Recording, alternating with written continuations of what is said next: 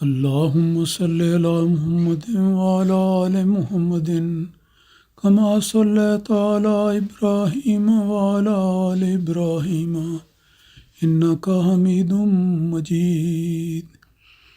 اللهم بارك على محمد وعلى آل محمد كما باركت على إبراهيم وعلى آل إبراهيم انکا حمید مجید. رسول مقبول صلی اللہ علیہ وسلم کی حدیثوں کا یہ عالم ہے کہ جس حدیث کو بھی دیکھا جائے اس میں روحانیت کے معارف نظر آتے ہیں، اور جس حدیث کو بھی پڑھا جائے ایک ایسی جذباتی کیفیت پیدا ہوتی ہے کہ بسا اوقات اختیار سے باہر ہو جاتی ہے کہ اس کو برداشت کیا جائے. آج میں ایک حدیث جو بڑی لمبی ہے وہ بیان کرنے لگا ہوں، اور وقت کی رعایت سے صرف ترجمہ پیش کروں گا. حضرت ابو ہریرہ رضی اللہ تعالیٰ عنہ بیان کرتے ہیں کہ اس ذات کی قسم جس کے سوا کوئی معبود نہیں کہ ابتدائی ایام میں بھوک کی وجہ سے میں اپنے پیٹ پر پتھر باندھ لیتا تھا یا زمین سے لگاتا تاکہ کچھ سہارا مل سکے. عربوں میں یہ رواج تھا کہ بھوک کی شدت کو دبانے کے لیے پیٹ پر پتھر باندھ لیتے تھے. ایک دن وہ کہتے ہیں کہ میں ایسی جگہ پر بیٹھ گیا جہاں سے لوگ گزرتے تھے. بھوک کے مارے باہر نکل آئے اور ایسی جگہ بیٹھ گئے جہاں سے لوگ گزرتے تھے. میرے پاس سے حضرت ابو بکر رضی اللہ عنہ گزرے. میں نے ان سے ایک آیت کا مطلب پوچھا. میری غرض یہ تھی کہ وہ مجھے کھانا کھلائیں. یہ آیت وہ تھی جس میں مسکینوں کو اور بھوکوں کو کھانا کھلانے کا ذکر آتا ہے. لیکن جب میں نے یہ آیت تلاوت کی تو وہ آیت کا مطلب بیان کر کے آگے گزر گئے. پھر اس کے بعد حضرت عمر رضی اللہ تعالیٰ عنہ کا گزر ہوا تو پھر میں نے وہی طریقہ اختیار کیا. میں نے ان سے بھی اسی آیت کا مطلب پوچھا. غرض یہی تھی کہ وہ کھانا کھلائیں کیونکہ میں بہت بھوکا ہوں. لیکن وہ بھی آیت کا معنی بتا کر آگے چل دیے. پھر میرے پاس سے رسول خدا صلی اللہ علیہ وسلم کا گزر ہوا تو آپ صلی اللہ علیہ وسلم نے ایک تو میری طرف دیکھا اور تبسم فرمایا. میری حالت دیکھی اور میرے دل کی کیفیت کو بھانپ لیا. رسول پاک صلی اللہ علیہ وسلم کی عظمت دیکھیں کہ اپنے صحابہ کے چہرے کے نقوش کو پڑھ لیتے تھے، ان کی کیفیات کو جان لیتے تھے کہ کیا صورت ہے. رسول پاک صلی اللہ علیہ وسلم نے اپنے مشفقانہ انداز میں فرمایا، اے ابو ہریرہ. میں نے عرض کیا، اے اللہ کے رسول، میں حاضر ہوں.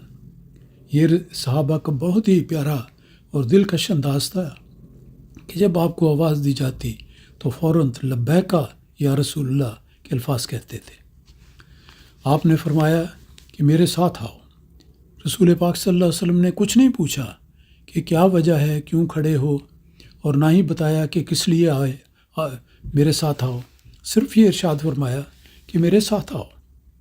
میں آپ صلی اللہ علیہ وسلم کے پیچھے پیچھے ہو لیا. جب آپ گھر پہنچے اور اندر جانے لگے تو میں نے بھی اندر آنے کی اجازت مانگی. میں آپ کی اجازت سے اندر آ گیا. آپ نے دودھ کا ایک پیالہ پایا. آپ نے پوچھا، یہ دودھ کہاں سے آیا ہے؟ گھر والوں سے پوچھا، دودھ کہاں سے آیا ہے؟ صحابہ کی روایت تھی اور طریق تھا کہ وہ رسول خدا صلی اللہ علیہ وسلم کی خدمت میں جو کچھ میسر ہوتا بڑے ادب اور احترام اور خاکساری کے ساتھ پیش کر دیا کرتے تھے. تو دودھ کا پیالہ آیا تو آپ نے پوچھا کہ یہ دودھ کہاں سے آیا ہے؟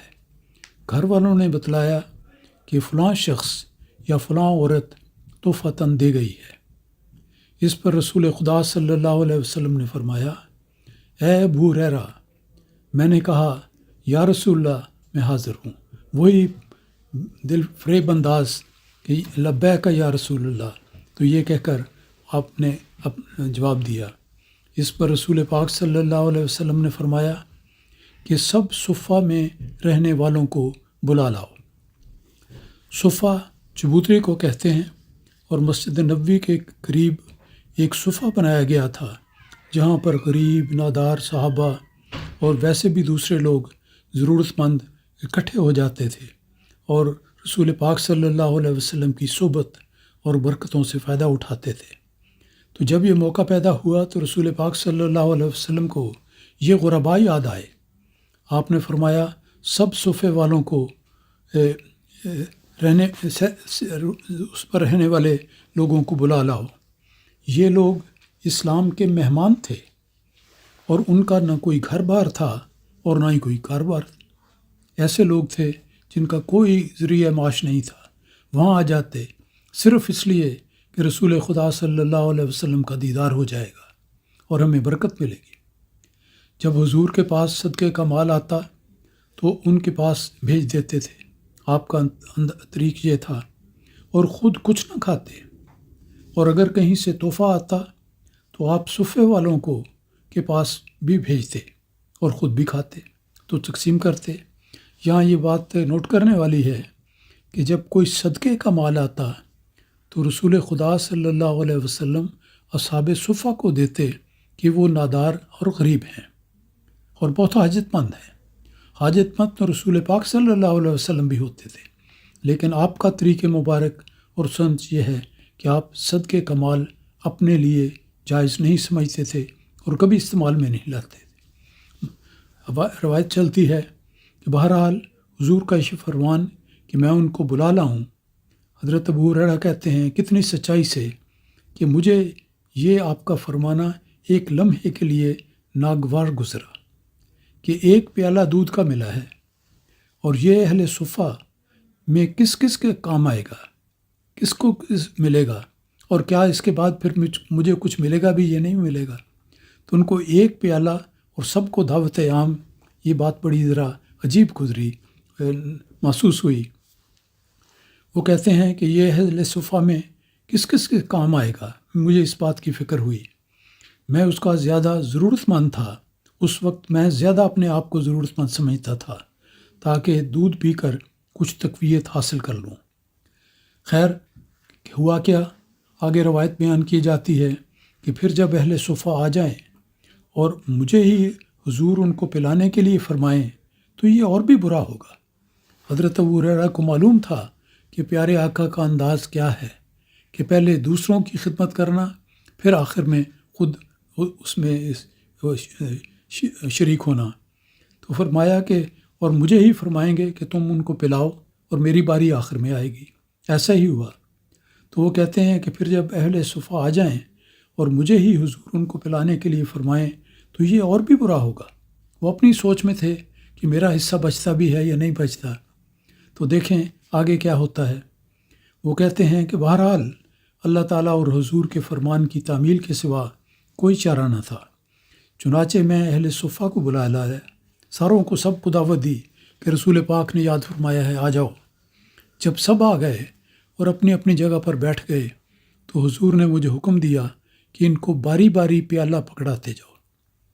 اس وقت حضرت ابو ہریرہ کے دل کی کیا حالت تھی، وہ بیان کرتے ہیں کہ میں نے دل میں خیال کیا کہ مجھ تک تو اب یہ دودھ پہنچنے سے رہا، کیونکہ سارا ختم کر دیں گے۔ پر حکم تھا، ارشاد تھا، اس کی تعمیل کی۔ وہ کہتے ہیں کہ بہرحال میں پیالہ لے کر ہر آدمی کے پاس جاتا، جب وہ سیر ہو جاتا تو دوسرے کے پاس، اور جب وہ سیر ہو جاتا تو تیسرے کے پاس، یہاں تک کہ آخر میں نے پیالہ حضرت صلی اللہ علیہ وسلم کو دیا کہ سب کے سب سیر ہو چکے ہیں، سب نے پی لیا ہے جس حد تک وہ پی سکتے تھے۔ یہ بھی اعجازی نشان تھا کہ اللہ تعالیٰ نے اس دودھ میں برکت دی۔ آگے روایت آتی ہے کہ پیالہ میں نے آپ صلی اللہ علیہ وسلم کے ہاتھ پر رکھا، آپ صلی اللہ علیہ وسلم نے میری طرف دیکھا اور تبسم فرمایا۔ حضور کا انداز محبت سوچتے ہوئے بھی انسان کے دل میں مسرت پیدا ہوتی ہے، خوشی پیدا ہوتی ہے۔ کیسا پیار کرنے والا آقا تھا۔ وہ فرماتے ہیں کہ پھر حضور نے مجھے ارشاد فرمایا کہ ابا ہرن یا ابو ہریرہ کو اس طرح مخاطب کیا، اور میں نے کہا کہ یا رسول اللہ فرمائیے کیا ارشاد ہے؟ آپ نے ارشاد فرمایا کہ اب تو صرف ہم دونوں رہ گئے ہیں، حضرت ابو ہریرہ کے ساتھ اپنے آپ کو بھی شامل کیا کہ تم اور میں ہم دونوں ہی رہ گئے ہیں۔ میں نے عرض کیا کہ حضور ٹھیک ہے۔ اس پر آپ صلی اللہ علیہ وسلم نے فرمایا کہ بیٹھو اور خوب پیو۔ یہ دیکھیں کتنی شفقت اور محبت نظر آتی ہے اس ارشاد میں، اس طرز عمل میں کہ اپنے پیاسے صحابی کو اور بھوکے پیاسی کو ساتھی کو آپ نے یہ فرمایا کہ ابو ہریرہ آؤ، میں پھر پینے لگا۔ وہ فرماتے ہیں کہ میں پھر پینے لگا، چنانچہ جب بھی میں پیالے سے منہ ہٹاتا تو آپ صلی اللہ علیہ وسلم فرماتے ابو ہریرہ اور پیو۔ جب میں اچھی طرح سے رو گیا تو میں نے عرض کیا کہ جس ذات نے آپ کو سچائی کے ساتھ بھیجا ہے اس کی قسم اب تو بالکل گنجائش نہیں رہی۔